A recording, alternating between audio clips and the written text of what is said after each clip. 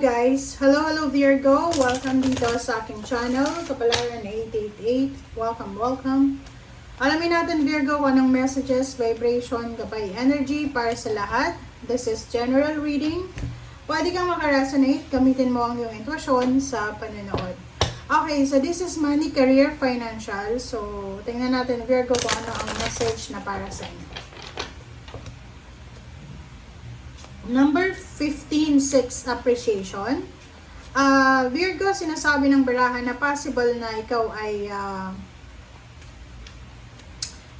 makatanggap ng awards, rewards, recognition, appreciation from your employer, from someone because of hard work.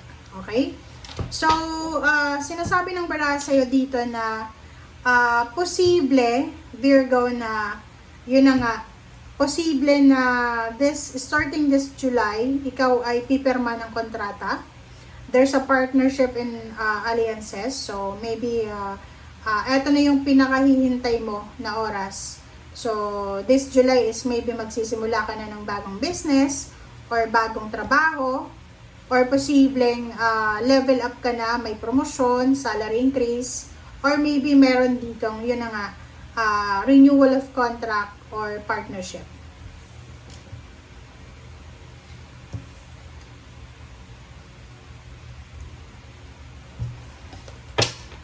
Okay.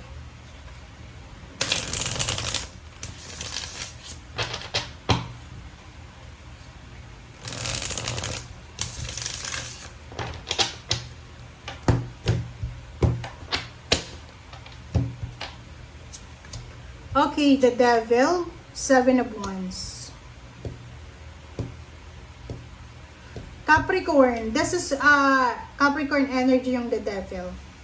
Sinasabi ng baraha dito, Virgo, na kung may katrabaho ka na Capricorn, or possible na mayroon kang kakilala na Capricorn, in terms of money, kailangan mong proteksyonan ang sarili mo laban sa kanya. Or this is a temptation, the Devil. Kailangan mong proteksyonan ng sarili mo laban sa temptation. Di ko alam kung ano yung temptation.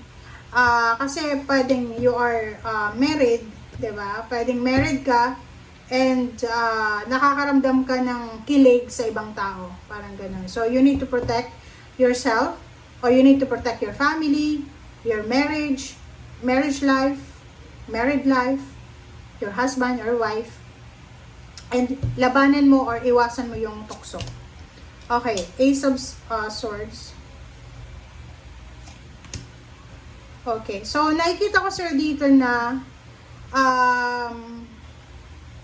meron ditong Virgo na pagod na siya. May Virgo na posibleng nakakaramdam na siya ng pagod. So, yung Ace of Swords is posibleng kung ano lang yung nasa harap niya, pwedeng i-grab niya na. Kung ano man ang opportunity na to. Bakit ganun? So, pwedeng yun yung sinasabi ng the devil eh. Na kahit pagod na pagod ka na, for example, pagod na pagod ka na sa pag-a-apply ng trabaho. Hindi ibig sabihin na pagod ka na sa pag-a-apply ng trabaho, kung ano lang ang i-offer sa'yo, i-grab mo. Hindi. The devil, sinasabi, maybe that's a temptation.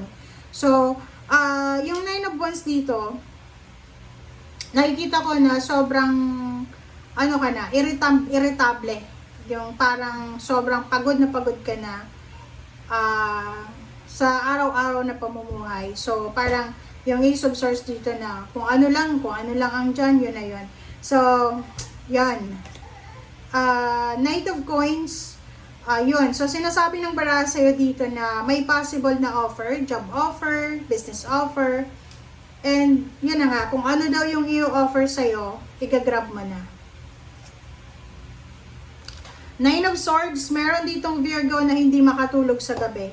Insomniatic na siya, hindi naman siya umiinom ng kape, pero hindi siya makatulog sa gabi dahil sa sobrang stress, pressure, or hindi siya makatulog sa gabi because of ang dami-dami niyang iniisip. Marami siyang iniisip, marami siyang mga yung gumugulo sa isip niya, nape-pressure siya, or parang feeling niya hindi siya appreciated, kaya may appreciation dyan, or parang disappointed yung nararamdaman niya.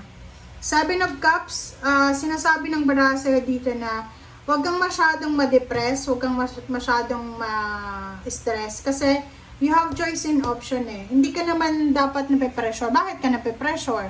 'Di ba? So, you have choice in option. Nakikita ko sir dito na maybe nape-pressure ka because of your family. Marami sigurong umaasa sa'yo. Yun na nga. 'Di ba? So, it's your family eh.